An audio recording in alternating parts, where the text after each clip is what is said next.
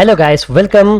तो कैसे हैं आप सब? उम्मीद है आप सब ठीक ठाक होंगे। तो आज का हमारा जो टॉपिक है वो है वैल्यू स्वैप करना सी प्लस प्लस में। ठीक है, अब मैं आपको सिखाऊंगा तीन चीज़ें। एक वैल्यू स्वैप करना बिना वेरिएबल के, वैल्यू स्वैप करना विथ यूजिंग वन वेरिएबल, और वैल्यू स्वैप करना विथ टू वेरिएबल। ठीक है, तो वैल्यू स्वैप करना एक कॉन्सेप्ट है सी प्लस प्लस में या किसी भी प्रोग्राम में तो आपको आनी चाहिए। तो हम आज ये कर रहे हैं value swap in C plus plus. तो बिना टाइम वेस्ट के चलते अपने कोड की तरफ। हमने एक नया वो बना लिया, ठीक है, एक नया फाइल बना लिया, मैं नया प्रोजेक्ट बना लिया, ठीक है। और मैंने क्या किया, यहाँ नेम स्पेस std कर दिया, ठीक है। तो मैं यहाँ पे दो वेरिएबल्स देता हूँ, इन a इक्वल टू 5, ठीक है, और इन b इक्वल टू 10।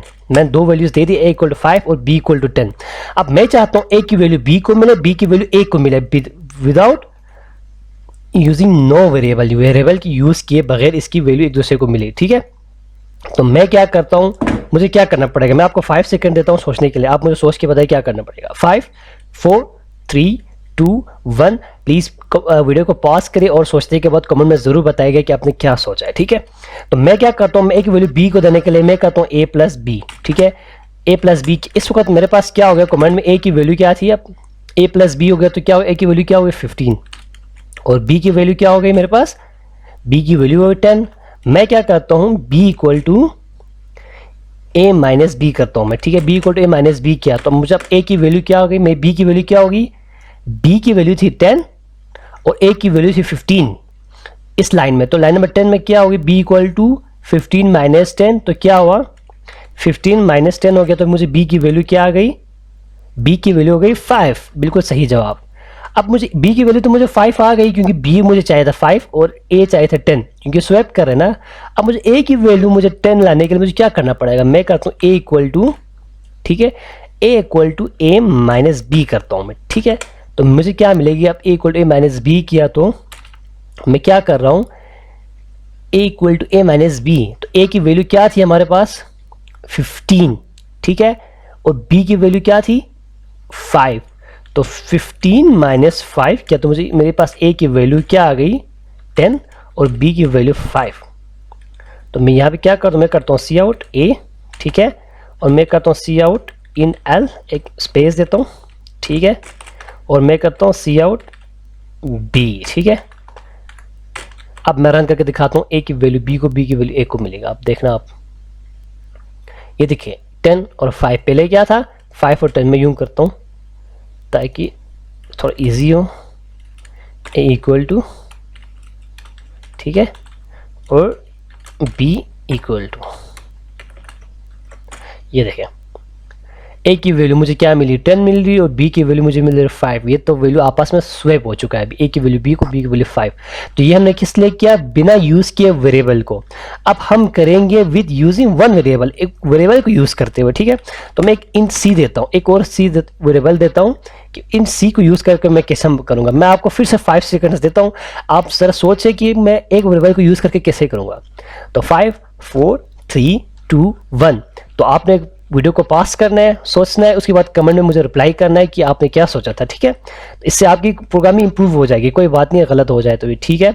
मैं क्या करूँगा, मैं करता हूँ, अब हमारे पास 3 बॉक्सेस है ना, एक बॉक्स है a जिसकी वैल्यू क्या है, ठीक है, मेरे पास 3 बॉक्स है, a इक्वल टू क्या, a बॉक्स में क्या है 5 है, ठीक है, b बॉक्स में क्या है हमारे पास 10 है, और c बॉक्स में क्या है 0, हमारे पास c बॉक्स खाली है।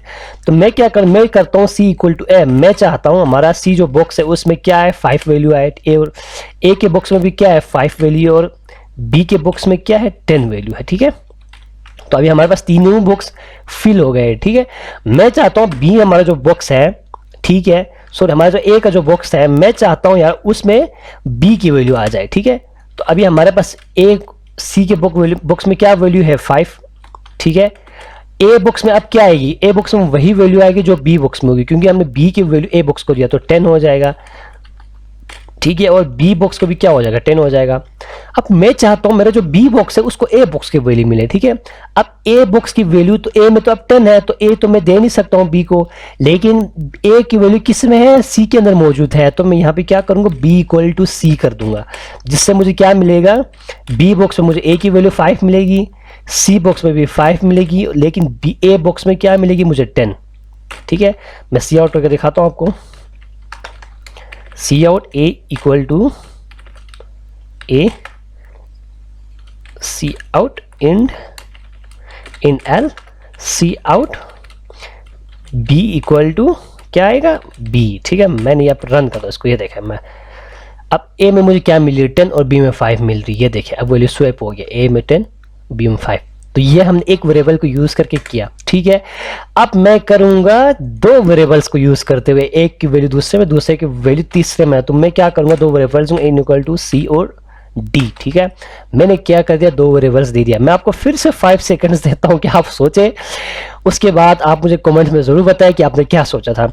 इससे आपकी प्रोग्रामिंग इंप्रूव हो जाएगी। ठीक है, मैं आपको फिर से 5 सेकंड देता हूँ। 5 4 3 2 1। तो चलते हैं, मैं खुद करके आपको दिखाता हूँ कि कैसे हो रहा है। ठीक है, मैं करता हूँ c इक्वल टू ए और सॉरी ए क्या हो गया, a और d इक्वल टू बी। मैंने क्या किया, c के अंदर a की value a equal to 5, c equal to 5, इसमें क्या है d इक्वल टू 10 और b इक्वल टू 10। ठीक है, मैं आप सोच रहा हूँ यार a और c दोनों बॉक्सेस हैं, दोनों बॉक्सेस में आपस में क्या हो रहा है, a की वैल्यू b को, b की वैल्यू a की वैल्यू सॉरी c में a की वैल्यू और d में b की वैल्यू मिल रही। ठीक है, इन दोनों बॉक्सेस में एक वैल्यू है, इन दोनों बॉक्सेस में एक ही वैल्यू है। अब मैं चाहता हूं इसको इसकी वैल्यू मिले, इसको इसके वैल्यू मिले, तो मुझे क्या करना पड़ेगा, मैं कर रहा हूं a इक्वल टू डी।